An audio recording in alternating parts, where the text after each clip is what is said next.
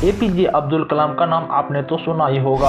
APJ Abdul Kalam का जन्म 15 अक्टूबर 1931 ईस्वी को तमिलनाडु के रामेश्वरम में हुआ था भैया।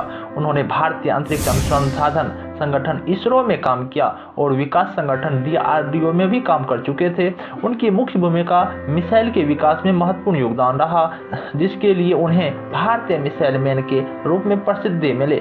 हेलो नमस्कार साथियों, मैं रंजीत कुमार। आज मैं बात करना चाहूँगा डॉक्टर एपीजे अब्दुल कलाम की स्टोरी के बारे में। मैं जानना चाहूँगा कि डॉक्टर एपीजे अब्दुल कलाम की प्रारंभिक जीवन कैसे रही, और ये भी जानना चाहूँगा कि डॉक्टर एपीजे अब्दुल कलाम की राजनीतिक सफर कैसा रहा, और ये भी जानना चाहूँगा डॉक्टर एपीजे अब्दुल कलाम को मिसाइल मैन के नाम से क्यों जाना जाता है। चलिए शुरू कर लेते हैं। कहते हैं नौ थके पैर कभी नौ कभी हिम्मत हारी है क्या। कहते हैं नौ थके पैर कभी नौ कभी हिम्मत हारी है, हौसला है जिंदगी में कुछ कर दिखाने का, हौसला है जिंदगी में कुछ कर दिखाने का, इसीलिए अभी अभी सफर जारी की है, इसीलिए अभी अभी सफर जारी की है। चलिए शुरू कर लें।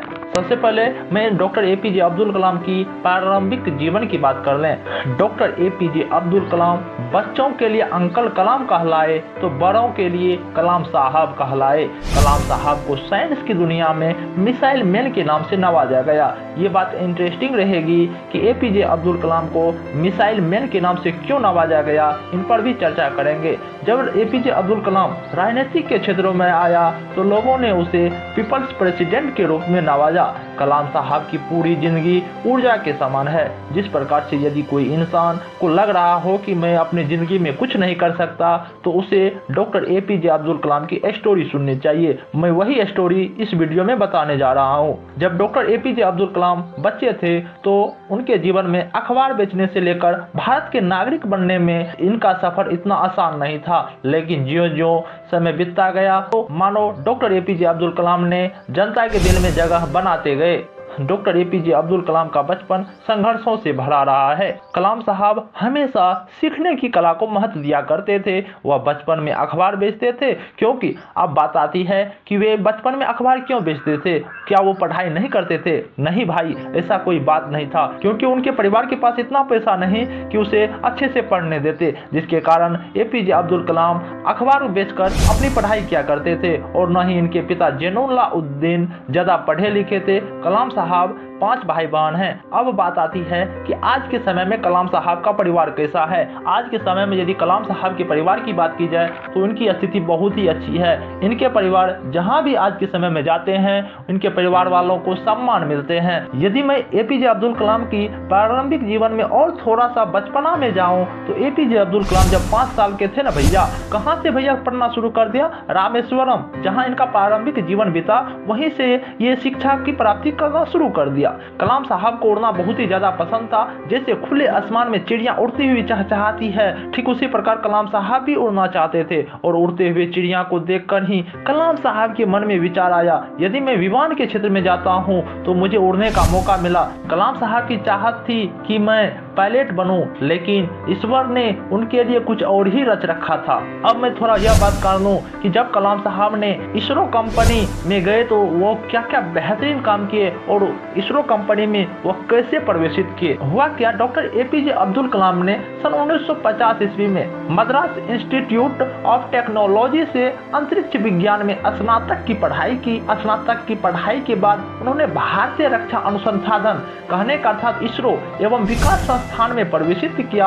और वहां पर उन्होंने बेहतरीन रूप से काम किया, जहां उन्होंने जाकर हॉपर क्राफ्ट परियोजना पर भी ये काम किया। इसके बाद सन 1962 ईस्वी में जो समय बीता वैसे वैसे एपीजे अब्दुल कलाम उस काम में माहिर होते गए। सन 1962 ईस्वी में भारतीय अंतरिक्ष अनुसंधान संगठन इसरो में जाकर उन्होंने बेहतरीन काम किए और इसरो में कलाम साहब ने सफलतापूर्वक कई परीक्षण परियोजना में अपनी भूमिका निभाई।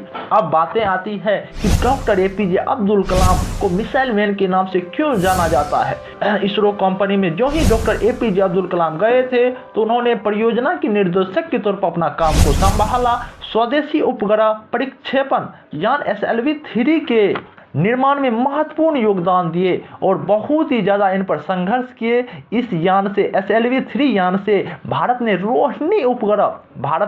रोहिणी उपग्रह सफलतापूर्वक अंतरिक्ष में भेजा था। इस मिसाइल को बनाने में APJ अब्दुल कलाम की टीम ने काफ़ी मेहनत की, जिसमें यदि बात की जाए तो डॉक्टर APJ अब्दुल कलाम की मेहनत की बात की जाए तो 99% डॉक्टर APJ अब्दुल कलाम की मेहनत थी।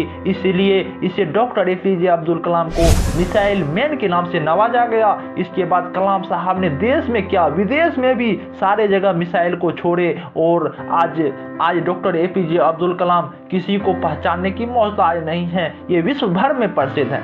अब बातें आती है कि कलाम साहब की राजनीतिक सफर कैसा रहा। डॉक्टर APJ अब्दुल कलाम 18 जुलाई 2002 को देश के 11वें राष्ट्रपति बने। राष्ट्रपति बनने के बाद कलाम साहब के स्वभाव में कोई भी परिवर्तन नहीं आया। इसी बदौलत उन्हें जनता का प्यार मिला और राष्ट्रपति पद की उपाधि भी मिली। कलाम साहब ने राष्ट्रपति भवन के दरवाजा जनता के लिए हमेशा खोला रखते थे।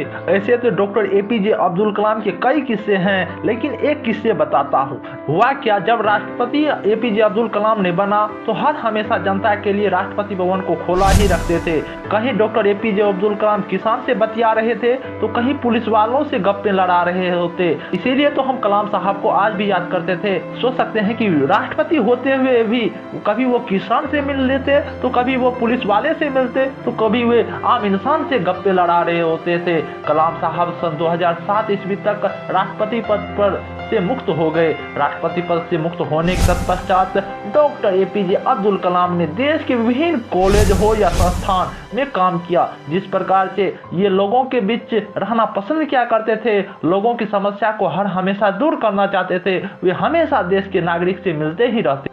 कलाम साहब तो कई पुस्तकें भी लिखी है। उनकी पुस्तकें लोगों के बीच काफी लोकप्रिय हो रही है। कलाम साहब का सपना था कि मैं 2020 आते आते भारत को एक शक्तिशाली, चाहे आर्थिक रूप में हो चाहे सामाजिक रूप में हो, एक समृद्ध राष्ट्र बनाना था। मगर समय ने ऐसे करवट मारी कि 2020 से पहले ही आकर हमारे डॉक्टर APJ अब्दुल कलाम ने इस दुनिया को छोड़ दिए। अब बात आती है कि डॉक्टर APJ अब्दुल कलाम का निधन कैसे हुआ और कब हुआ। डॉक्टर APJ अब्दुल कलाम का निधन 27 जुलाई 2015 ईस्वी को शाम को हुआ, जब वह भारतीय प्रबंधन संस्थान शिलांग में रहने वाले योगी ग्रह पर एक कार्यक्रम में लेक्चर दे रहे थे। तभी उन्हें दिल का दौरा पड़ गया, भाई क्या करें, और वह बेहोश होकर नीचे गिर गया। उन्हें अस्पताल ज्यों ही ले जा रहा था, लेकिन समय ने ऐसे करवट मारी कि मात्र 2 घंटे में ही APJ अब्दुल कलाम का निधन हो गया। और इस तरह 27 जुलाई के दिन ही कलाम साहब ने मात्र 84 साल की उम्र में दुनिया को अलविदा कह दिए। यही है किससे डॉक्टर APJ अब्दुल कलाम का। आशा व पूर्ण विश्वास है कि आप सबको यह वीडियो देखकर बहुत ही ज़्यादा